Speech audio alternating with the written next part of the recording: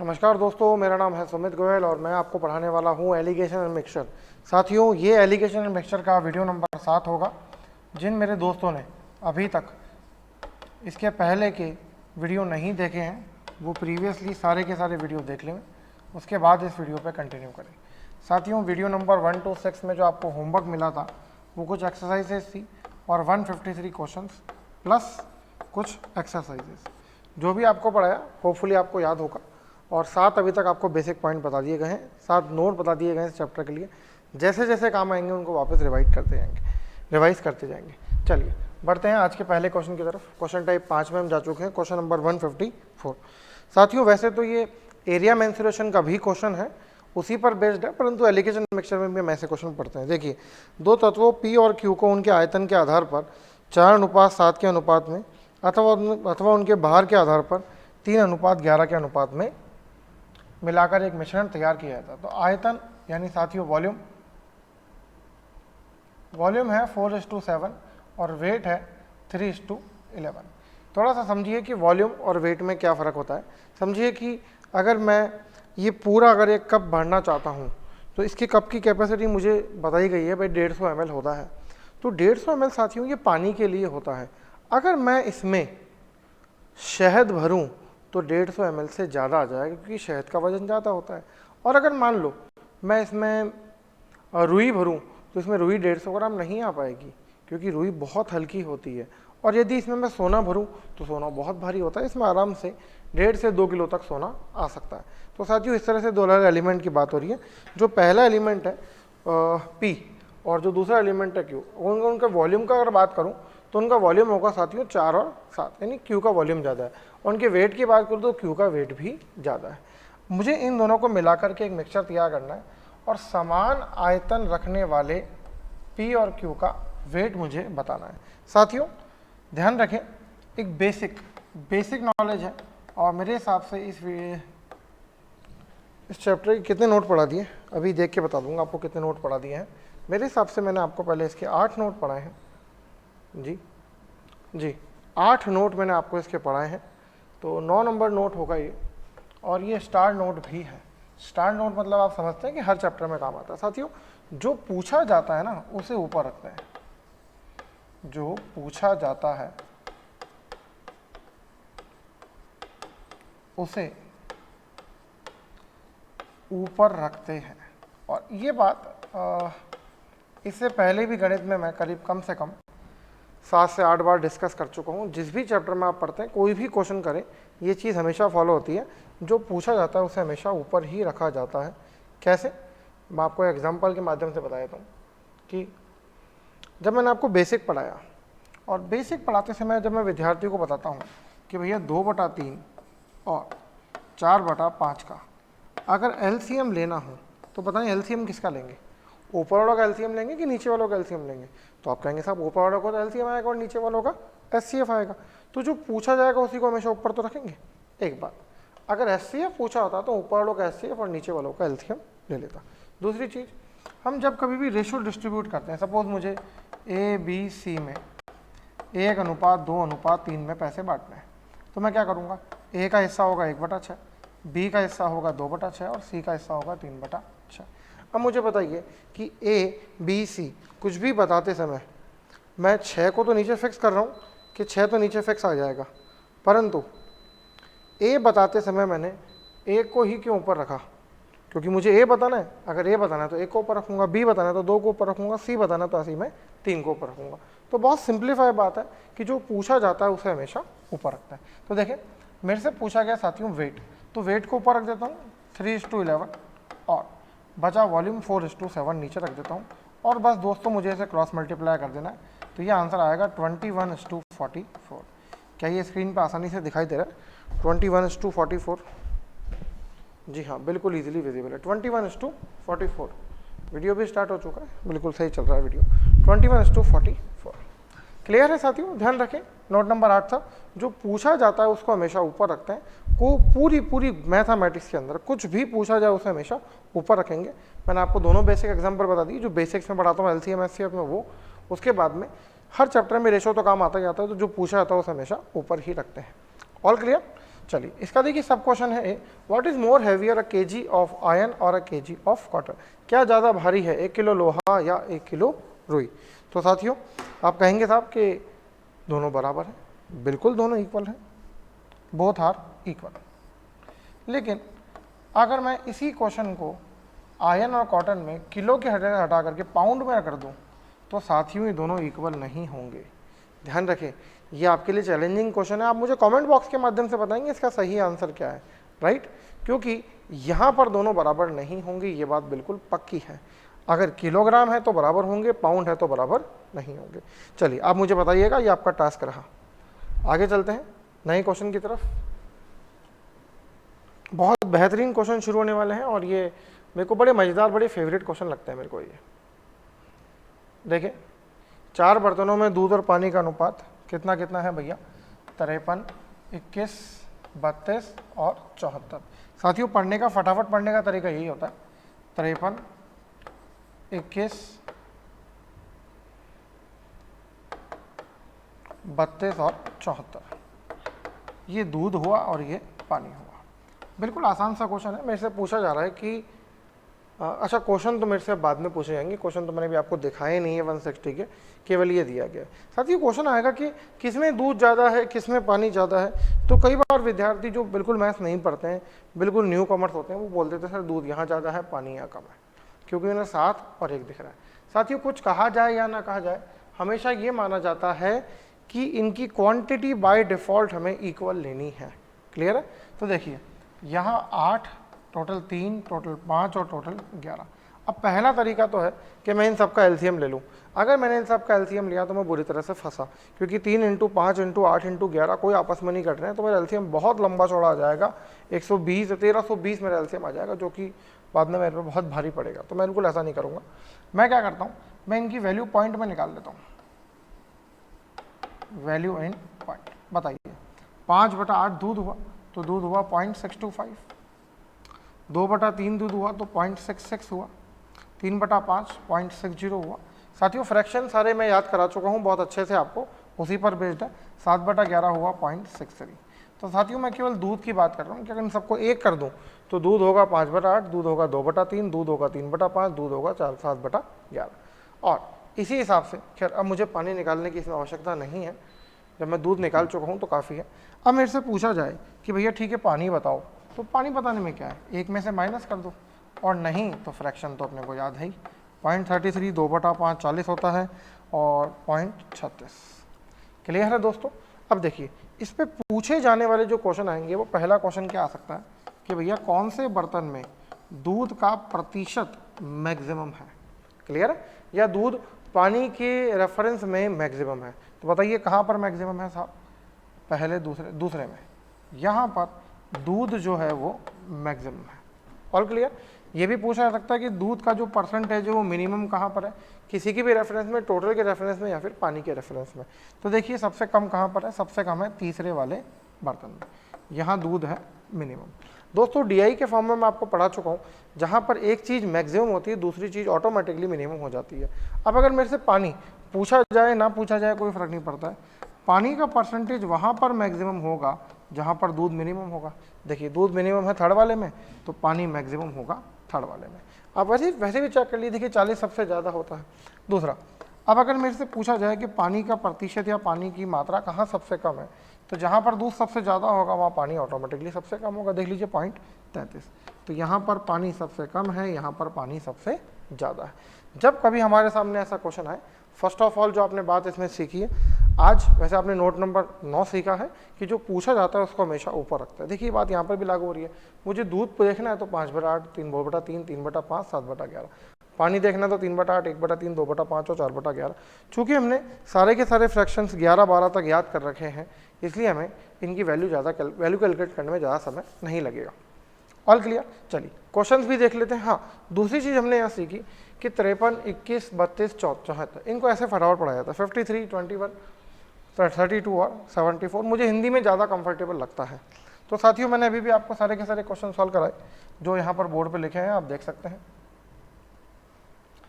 किस कंटेनर में मिल्क, दूध की मात्रा पानी के संबंध में कम है।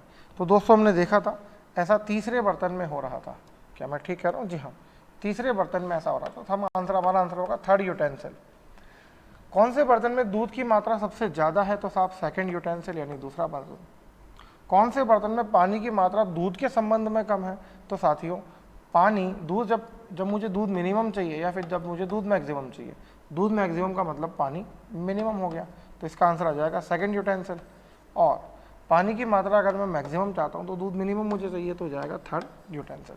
खैर सभी तरह की लैंग्वेज मैंने लिख दी है, इससे ज़्यादा बाहर क्वेश्चन नहीं बनता है, या तो दूध के लिए पूछेगा या पानी के लिए पूछेगा। हो सकता है परीक्षा में प्रश्न चेंज होगी, स्पिरिट और वाटर के लिए आ जाए, हो सकता है अल्कोहल वाटर के लिए, हो सकता है मिनरल और वाटर के लिए आ जाए, हो सकता है स्पिरिट और मिनरल के लिए, कोई भी दो एलिमेंट दिया जा सकते हैं, जरूरी नहीं है दूध और पानी ही हो। चलिए आगे चलते हैं साथियों। अगर अब तक आपने हमारा वीडियो लाइक नहीं करा है, फटाफट से वीडियो लाइक कर दीजिए, फटाफट से अपने दोस्तों के साथ शेयर कर लीजिए, व्हाट्सएप पर, फेसबुक पर, इंस्टाग्राम पर, ताकि ज़्यादा से ज़्यादा विद्यार्थी मैथमेटिक्स की क्लास का लाभ प्राप्त कर पाए।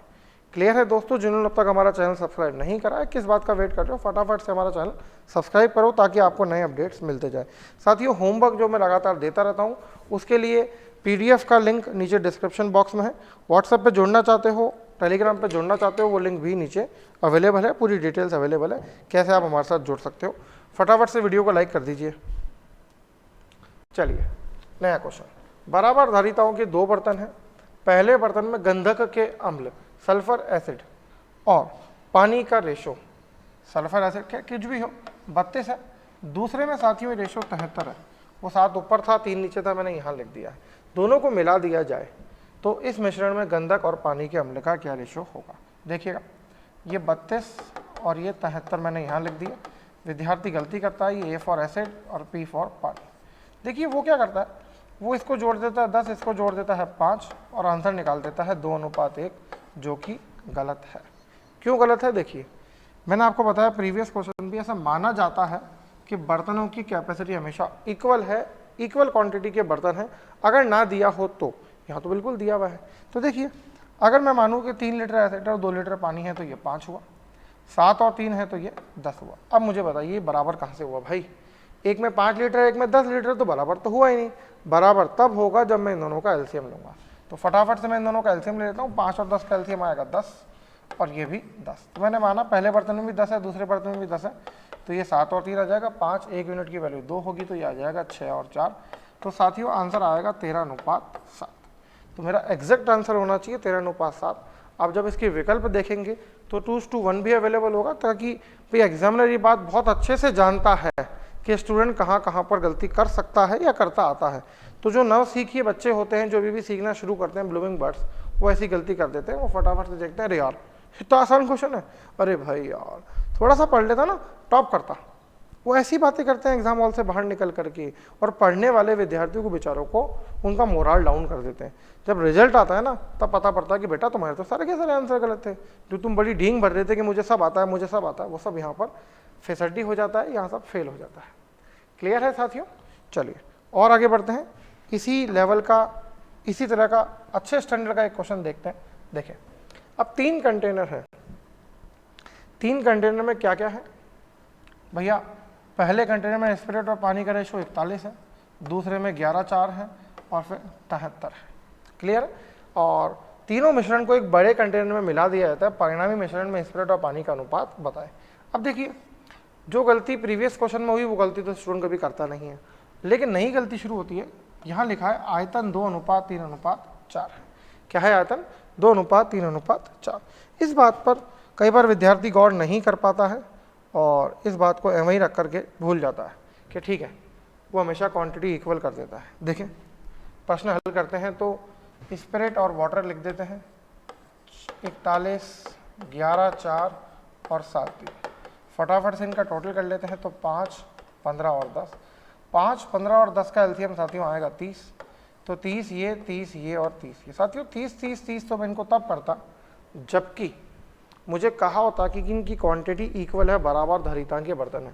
यहाँ तो लिखा है 3 कंटेनर जिनका रेशो 2:3:4 है। देखिए प्रीवियस क्वेश्चन में क्या लिखा था?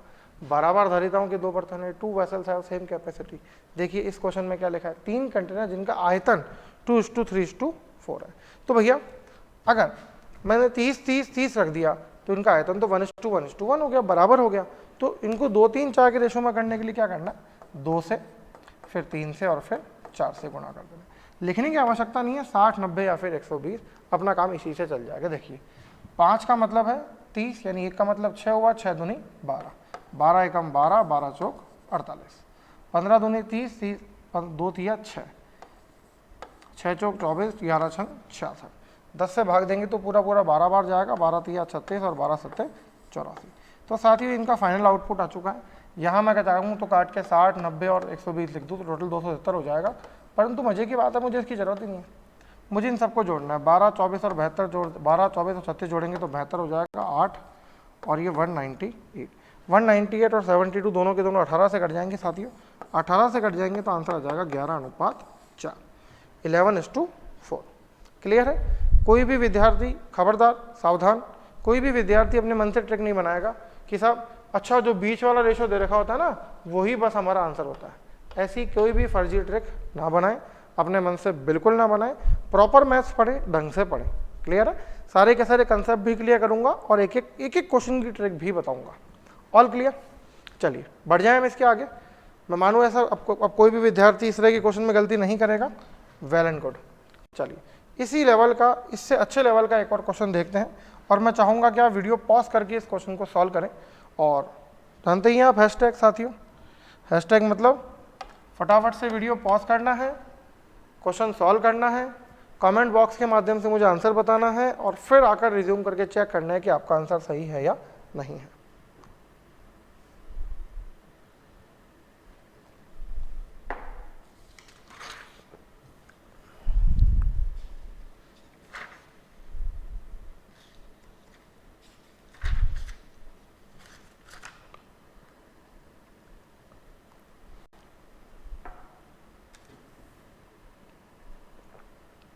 साथियों क्वेश्चन है कि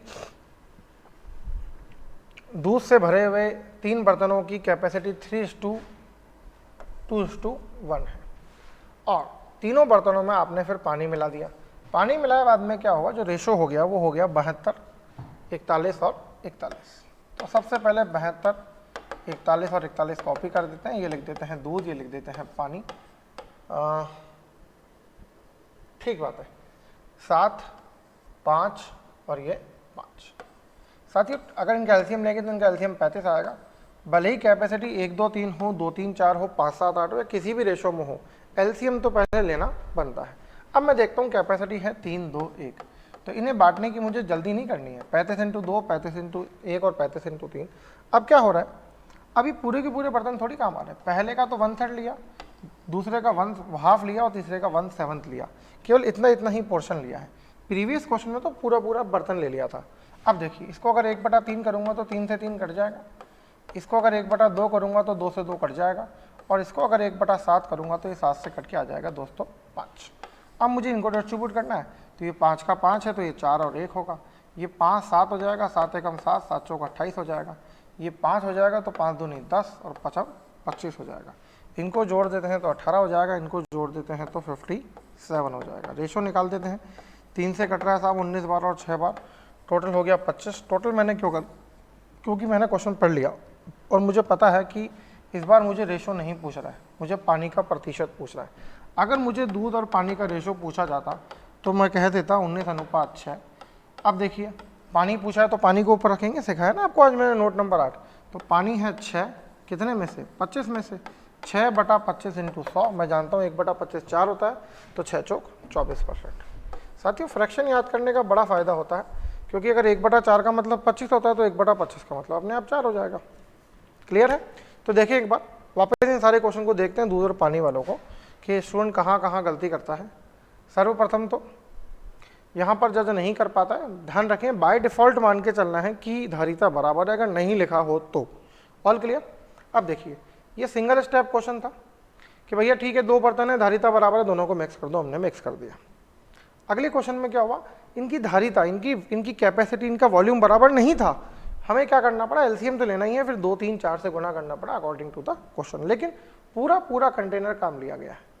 अब इस क्वेश्चन में क्या हुआ, धारिता सेम नहीं है, धारिता है 3:2:1, परंतु चक्कर क्या है, जिसकी कैपेसिटी 3 है उसका 1/3 भाग लेना है, जिसकी कैपेसिटी 2 है उसका 1/2 भाग लेना है, जिसकी कैपेसिटी 1 है उसका 1/7 बाकी काम आ रहा है। तो क्वेश्चन और छोटा हो जाएगा। हमें ये सारी की सारी मशक्कत पहले कर लेनी है, फिर यहाँ पर आना है। ऐसा नहीं कि मैं इसे स्टेप बाय स्टेप करते रहें, हमें बहुत समय खर्च हो जाएगा। क्लियर है दोस्तों? चलिए, शायद इस वीडियो का आज आखिरी क्वेश्चन होगा 176। इसके आगे फिर आपको होमवर्क दे दिया जाएगा। जी हाँ, उम्मीद है कि इस वीडियो का आखिरी क्वेश्चन होगा और बहुत बेहतरीन क्वेश्चन है 176।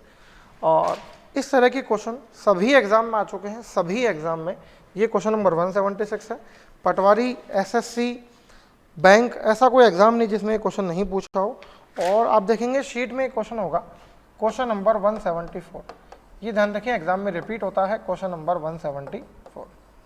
आसान है इसलिए मैंने वो नहीं लिया, थोड़ा सा उसको मुश्किल बना के लिया है 176। देखें, किसी मिश्र धातु में जस्ता, तांबा और टिन का रेशो 235 है और अन्य मिश्र धातु में 4, 7, 11 है। यदि दोनों को समान भार लेके बनाया जाए तो नई मिश्र धातु में शीशे का भार क्या होगा? देखिए होता क्या है, मैं बताता हूँ विद्यार्थी क्या गलती करता है। वो 2, 3, 5 लिख देता है, वो 4, 7, 11 लिख देता है, यहाँ 10 लिख देता है, यहाँ 22 लिख देता है और यही सब गड़बड़ हो जाती है। देखिए एलिमेंट दोनों बार 3-3 दिए गए हैं पर तीनों एलिमेंट सेम नहीं है। फॉर एग्जांपल, पहली बार जो एलिमेंट है वो 2, 3, 5 के रेशो में है, नो डाउट। दूसरी बार जो एलिमेंट है वो 4, 7, 11 के रेशो में है। अब देखिए पहली बार, पहले मैं इंग्लिश में लिख देता हूँ, जिंक, कॉपर, टिन और, ठीक बात है। अगले में देखिए कॉपर, टिन और ग्रेफाइट है। देखिए शुरू 3 में क्या है, जिंक, कॉपर और टिन है। अगली बार कॉपर, टिन और ग्रेफाइट है, मतलब कि कॉपर और टिन को तो कॉमन रखा गया है, जिंक की जगह चेंज करके ग्रेफाइट लिया है, तो मुझे यहाँ लिखना बनता है ग्रेफाइट। अगर हिंदी वालों के लिए लिख दूँ दोस्तों तो जस्ता, तांबा, टिन और सीसा। तो हो सकता है आप में से भी कई विद्यार्थियों ने वीडियो पॉज करके करने की कोशिश करी हो, शायद ये गलती कर दी हो। अब देखिए टोटल तो 10 आएगा ही आएगा और टोटल यहाँ पर 22 आएगा ही आएगा। मुझे इन दोनों का एलसीएम लेना है। 10 और 12 का एलसीएम होगा, 10 और 22 का एलसीएम होगा 110। 110 ये, 110 ये। 10 को किससे गुणा करूँगा 110 आ जाए तो आप कहेंगे साहब 11 से, तो 22, 33 और ये 55। 22 को 5 से गुणा कर दे, 1 यूनिट की वैल्यू 5 हो जाएगी, 20, 35 और ये 55। अब मैं क्या चाहता हूँ, मुझे बताना है कि नई मिश्र धातु में प्रति किलोग्राम सीसा यानी ग्रेफाइट। तो देखिए ग्रेफाइट का टोटल 55 होगा आउट ऑफ 220। तो कोई मेरे से पूछे कि रेशो बताओ तो मैं 55:220 बताता। कोई बोले मुझे भाग यानी हिस्सा बताओ फ्रैक्शन के फॉर्म में, तो मैं 1/4 बताता। कोई अगर मेरे से प्रतिशत पूछता तो मैं 100 से गुणा कर देता, राइट। लेकिन इसने तो प्रति किलो पूछा है ना, तो मैं कहूँगा 1/4 प्रति किलो। इसका मतलब हुआ कि अगर दोनों के दोनों एलिमेंट को मिला के 4 किलो बनाया जाए तो उसमें से 1 किलो जरूर से सीसा यानी ग्रेफाइट होगा। क्लियर है दोस्तों?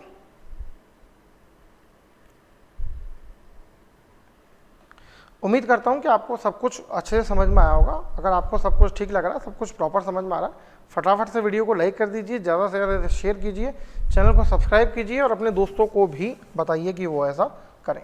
साथियों लाइक, शेयर, सब्सक्राइब करना ना भूलें और कमेंट बॉक्स के माध्यम से मुझे ज़रूर बताएं कि आपको ये वीडियो कैसा लगा। अगर वीडियो अच्छा लगा तो देखिए आपके कमेंट्स ही मेरी प्रेरणा का स्रोत है। आपके कमेंट से ही मुझे मोटिवेशन मिलता है कि मैं और आगे से आगे वीडियो बनाऊं।